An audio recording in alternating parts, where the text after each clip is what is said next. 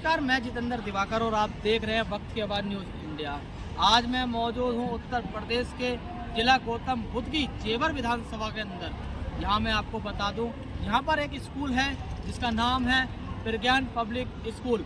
उसके अंदर जिस प्रकार आपको पता है, भारत के प्रधानमंत्री श्री नरेंद्र मोदी जी ने आत्मनिर्भर भारत की जो बात रखी गई है, उसी को लेकर आज जो जेवर से भाजपा विधायक हैं धीरेन्द्र सिंह व प्रदेश अध्यक्ष महिला मोर्चा व राज्यसभा सांसद गीता साक्या जी द्वारा इस भवन के अंदर जो स्कूल भवन है, इसके अंदर एक कार्यक्रम हो रहा है, जिसके अंदर लगभग हजारों की संख्या में महिलाएं मौजूद है, स्कूल के बच्चे मौजूद हैं।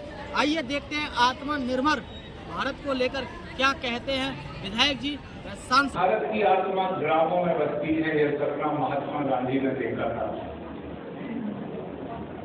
और देखिए, इतने साल बाद आज उस सपने को साकार करने के लिए मेरे देश के प्रधानमंत्री नरेंद्र मोदी जी दिन रात एक किए हुए हैं। हमें क्यों जरूरत पड़ी आत्मनिर्भर भारत की? आज आप पूरा परिदृश्य देख रहे हैं दुनिया का। आज लड़ाइयां शस्त्रों से नहीं लड़ी जाती, व्यापार और अर्थ से लड़ी जाती है। महात्मा गांधी ने ये सपना 100 साल पहले देखा था। वो क्यों देखा था, मैं एक उदाहरण आपको देता हूँ। हमारे देश के प्रधानमंत्री के आह्वान पर भारतीय जनता पार्टी के सभी कार्यकर्ता बंधुओं ने 2 अक्टूबर के दिन ये खादी खरीदी। इस खादी के बारे में आपको जानना पड़ेगा। देखिए, यह खादी कहाँ से चली है? खादी चली मेरी उस मातृभूमि, मेरी उस जमीन से जिस पर दिन रात मेहनत कर किसान कपास का उत्पादन करता है। उस मजदूर को सोचिए जो इस कपास को तोड़ता है और फिर यह जाती है उस बुनकर के पास जो इसका धागा बनाता है और इसे एक वस्त्र का रूप देता है। उसके बाद यह बड़े बड़े स्टोरों में जाती है। तो एक चैन जो दिल्ली में लीगल बिल्डिंग में बने हुए खादी के बहुत भारी भरकम स्टोर से लेकर गांव की उस पगडंडी तक पहुंचती है, यही महात्मा गांधी का सपना था और यही आत्मनिर्भरता का सीधा उदाहरण है कि अगर हम खादी खरीदेंगे तो उसका सीधा लाभ गरीब मजदूर, किसान और गांव में पहुंचेगा। यही आत्मनिर्भरता हमारे देश में प्राचीन काल में थी। आपको याद होगा, आज जिस जेवर में मैं खड़ा हुआ हूँ, आज पूरी दुनिया जिस जेवर की चर्चा कर रही है, किसी जमाने में यहाँ की दरी मशहूर हुआ करती थी।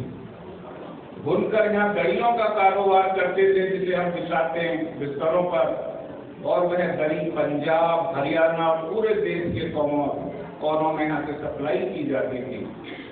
लेकिन आज उस दरी बनाने वाले कारीगरों का सिर्फ एक परिवार यहाँ बचा है। आखिर ऐसे क्या हालात रहे जो प्रधानमंत्री को यह आह्वान करना पड़ा? हमारे गांवों में बसे हुए कारीगर उजड़ने लगे, शहरों की तरफ पलायन करने लगे, जिससे शहरों पर अनावश्यक बोझ बढ़ा। इसीलिए तो देश के प्रधानमंत्री ने यह नारा दिया है कि क्यों ना हमारी महिलाएं स्वयं सहायता समूह के माध्यम से गांवों में छोटे छोटे उद्योग लगाएं। क्यों ना हमारे वो बुनकर और कारीगर पुनः अपने ग्रामों में वापस आकर ग्रामीण अर्थव्यवस्था को मजबूत करें। तभी तो हम सशक्त राष्ट्र बना पाएंगे, तभी तो हम विकसित भारत के उस सपने को पूरा कर पाएंगे जिसे हमें सन 2047 तक पूरा करना है। इस मुल्क को कभी सोने की चिड़िया कहा जाता था, बच्चों ने पढ़ा होगा इतिहास के पन्नों में।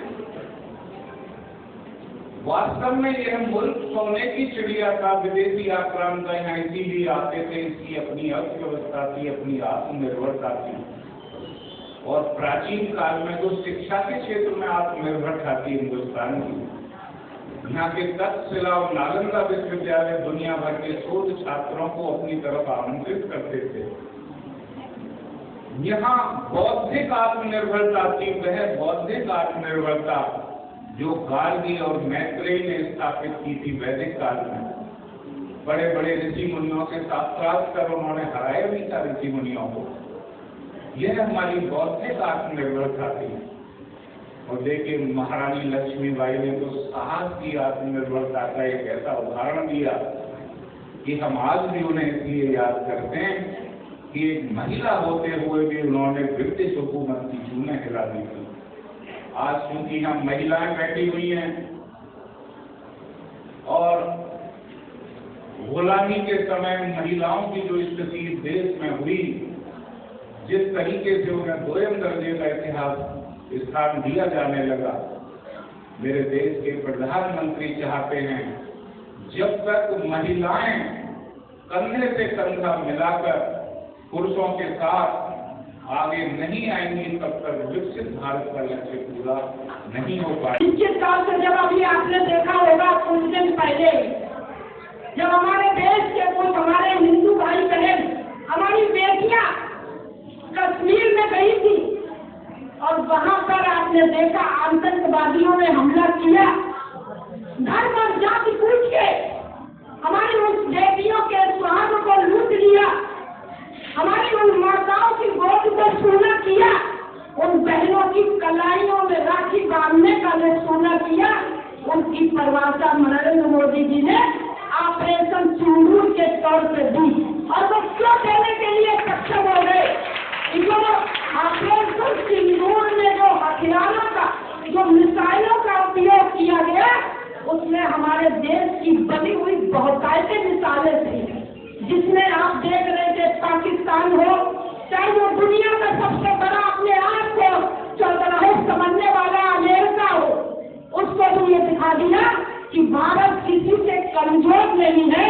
भारत में रहने वाले प्रत्येक नागरिक जाति धर्म समुदाय के लोग जब भारत की बात आती है तो एक सूत्र में सब भारत माता के साथ खड़े होते हैं।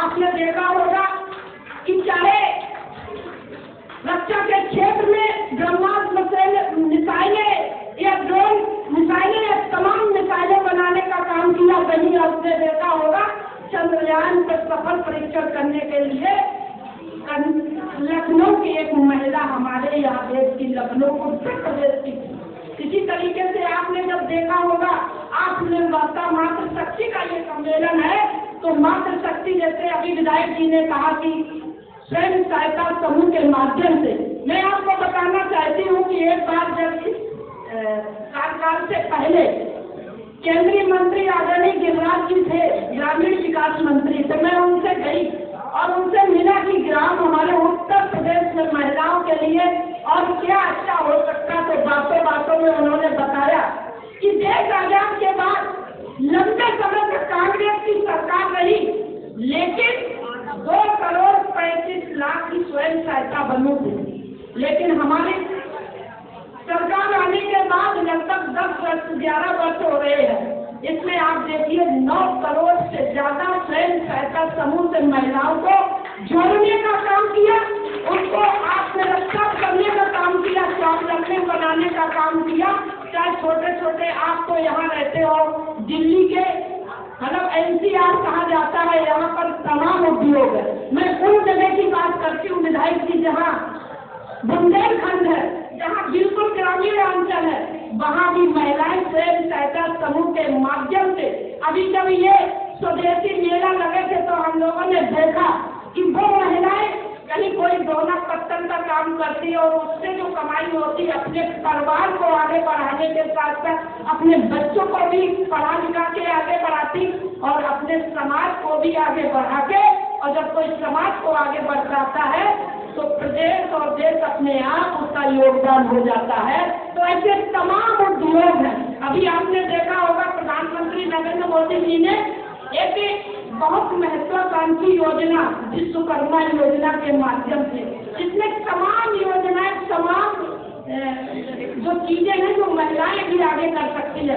मैंने देखा कि माँ बाप पढ़े लिखे हैं और अगर जो नौकरी बच्चों को नहीं लगा पा रहे या उनके पास पैसा नहीं, व्यवसाय नहीं करा पा रहे, तो विश्वकर्मा योजना से मैंने देखा, मैंने अपने यहाँ अपने जिलों में जो शर्मा समाज के जिसे पढ़ाई कर का हाथ से कहते, जो हाथ से लकड़ी का काम करते हैं, उनको जड़ देके उनको सिखा के, और ऐसे ही नहीं कि ये केवल सिखाया हो, 15 दिन की ट्रेनिंग देके 15 दिन में, एक दिन में जो ट्रेनिंग देता है 500 रुपया उसे प्रतिदिन मिलते भी है। और उसके बाद जब ट्रेनिंग अपनी कर लेते हैं तो 15 दिन के बाद उसे उस काम के लिए एक किट भी दी जाती है, जो उस काम को करने के लिए जो औजारों की आवश्यकता होती है या जो सामग्री की आवश्यकता होती है उसको भी देते हैं। आप समझिए, ध्यान दीजिए कि देश के प्रधानमंत्री नरेंद्र मोदी जी छोटी छोटी चीजों को आगे बढ़ाने का काम कर रहे हैं, जो कोई ध्यान नहीं देता था। पुष्पों से बैठे चले आ रहे सत्ता में संभालते हुए, लेकिन उन्होंने देश आजाद तो हो गया, लेकिन उनकी कथनी और करनी से देश में रहने वाले लोग आजाद नहीं हुए। वो